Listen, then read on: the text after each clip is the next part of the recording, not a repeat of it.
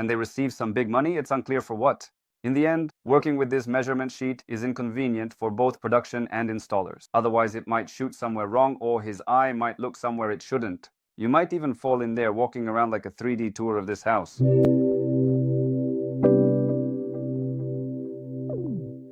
Hello everyone. This video is dedicated to how to take measurements correctly. There are 3 options: manual measurement, geodetic survey, and 3D laser scanning. I will now tell you about the pros and cons of all 3 options. Where did I stop? My recommendations from my personal experience. So watch until the end, it will be very interesting, and it will help you in your work. Let's start with the simplest, manual measurement. That is, it's a person with a tape measure, laser level, or laser tape measure. It doesn't matter. In other words, they take measurements manually and draw everything by hand on a sheet of paper. Such measurements are often used, especially by PVC companies that want to work with aluminum and switch to such measurements. I believe that such measurements are possible for small projects like small houses. If we are talking about a project like the ones I work on, such as large houses, glazing, cottages, and so on, then manual measurements are simply not feasible. This is because a measurer can never provide data to the designer in such a way that all the height marks are aligned. Horizontal lines are drawn, all windows are set at the same height level, and they can check where things align or don't align, examine openings in 3 planes, and consider projections, heights, widths, the geometry of the opening, and so on. Well, it's impossible. No measurer can measure so perfectly, and they won't be able to document these measurements in a way that allows the designer to work with them and understand not just each opening individually, but also the relationship between the openings on a large facade, right? Do you understand what I'm saying? That's the first point. So measurers won't be able to do it like that. I don't use measurers for large openings. The second point is that in many PVC companies, measurers are paid a large percentage because their system is set up so that here's the measurement sheet, the measurer goes. This means he has drawn all the specific window sizes for the work. No need for any more designers. He drew the window measurements right there, listed all the necessary materials, and prepared the measurement sheet, which was then used to start the work. The measurer is financially responsible for everything, and that's generally how it's done. But it doesn't work like that, with aluminum at least, on large projects. Many want to apply this method. It's paying measurers some exorbitant amounts, percentages, because aluminum contracts are large and expensive, and they receive large sums of money for unclear reasons. As a result, this measurement sheet is inconvenient for both production and installers to work with. There are no details, and the architect cannot verify it with the AR project. No one coordinates all of this. There, all these finishes, nodes, and fastenings are supposed to fit. No one thinks it through. He doesn't draw any details there. In other words, he just draws some squares and tells them to install something there. How is that? What installation materials should be ordered? What sizes are needed for these brackets? Who will draft these brackets? In general, it's some kind of outdated method. I don't know who still works like this. Let's just say we dismiss this measurement method. The only thing that can be done in this case is, for example, sometimes I do this. I just send a measurer to a small house, and he takes the measurements of the openings for me, and even then, I will double check them 10 times because measurers make mistakes. And this is essentially the main problem, that he makes mistakes and cannot properly prepare it for the designer. That is, it's not all that detailed. Therefore, it turns out that this method of measurement is not very good. It's not very accurate. So if you are a customer, watch and you can ask, how will you measure? If they tell you that they will send a measurer who will measure everything, well, that's actually not very accurate. So, well, you should understand that there is a risk of errors, and quite a significant one, because not everything will be thought through and detailed. The second method of measurement is geodetic surveying. This involves using a theodolite, meaning the surveyor measures the openings. He looks into this device and determines the points himself, or he can ask one of his partners who walks around with a marker to apply it. That is, he independently determines the points of the opening and then overlays all of this in DWG format in AutoCAD, these points, and connects them with lines, and you get sort of the planes of your facade. He can create a volumetric model in 3D, or I usually do it by planes. That is the planes of the facade with drawn squares for the windows. Yes, it's a bit better here.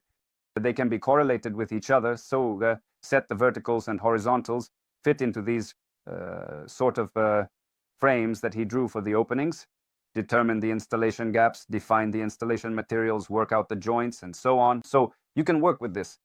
But there's also a big downside, which is that surveyors are people too, and they also make mistakes.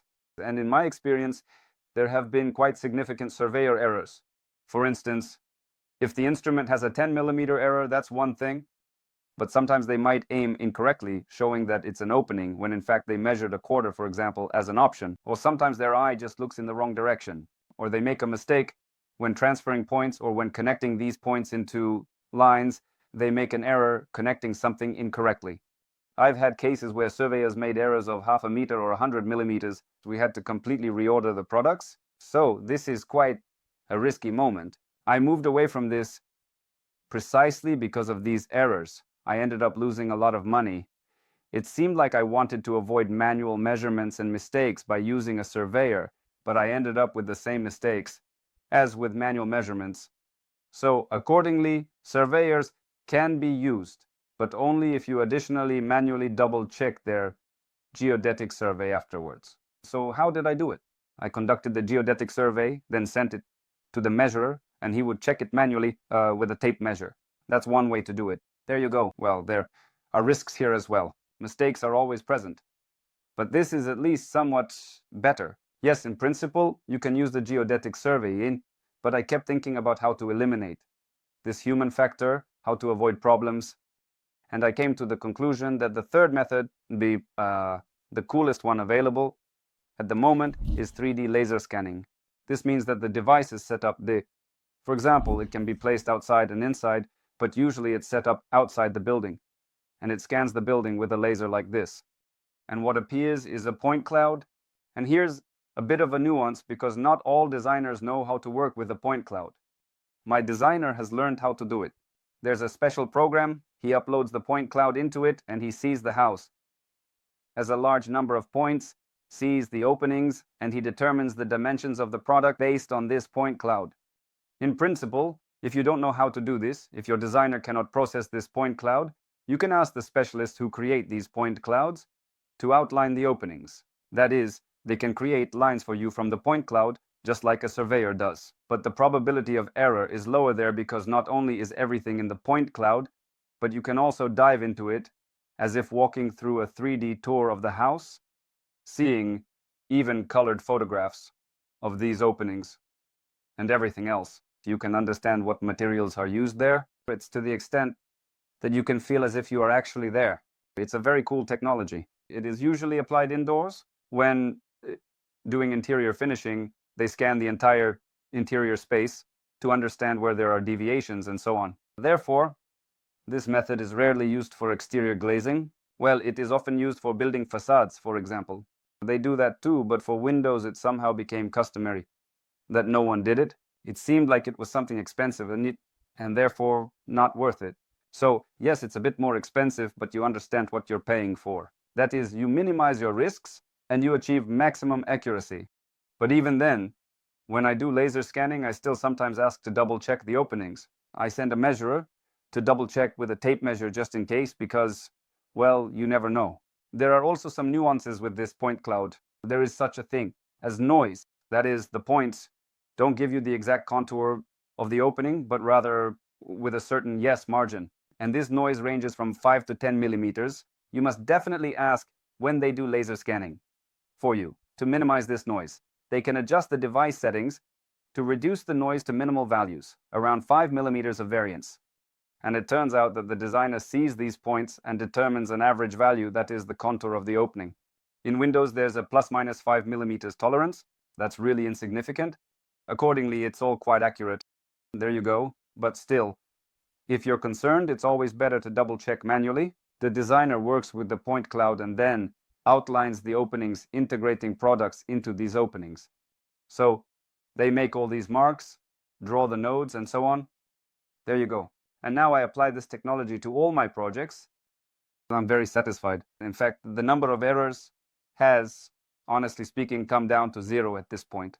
So I currently have the issue of something being measured incorrectly, but it doesn't exist. It simply doesn't, you understand? So I have solved this problem.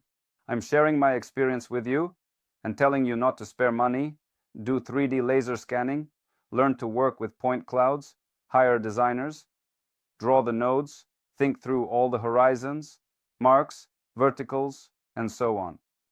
Don't be lazy and everything will be precise, well thought out, and clear for you. In my opinion, it's better to do 3D laser scanning, pay a designer for the project, and get a full set of drawings. This will even be cheaper, more well thought out and competent than paying a measurer some percentage, I don't know, like 2% of the order, some incredible amount of money, for just getting graph paper sheets, with some squares drawn on them, without nodes, without anything. Installers have no idea how to install, no instructions, nothing. It's unclear how to order installation materials. So everything is kind of like, just do it somehow. Well, this is really some kind of amateurish work, so we'll do it, the right way. I hope I helped you with something in this video. Be sure to give likes, write comments, maybe share your experiences, share your stories about who messed up where and how much it cost because of the measurers. Well, goodbye everyone. See you. I will try to make videos more often for you.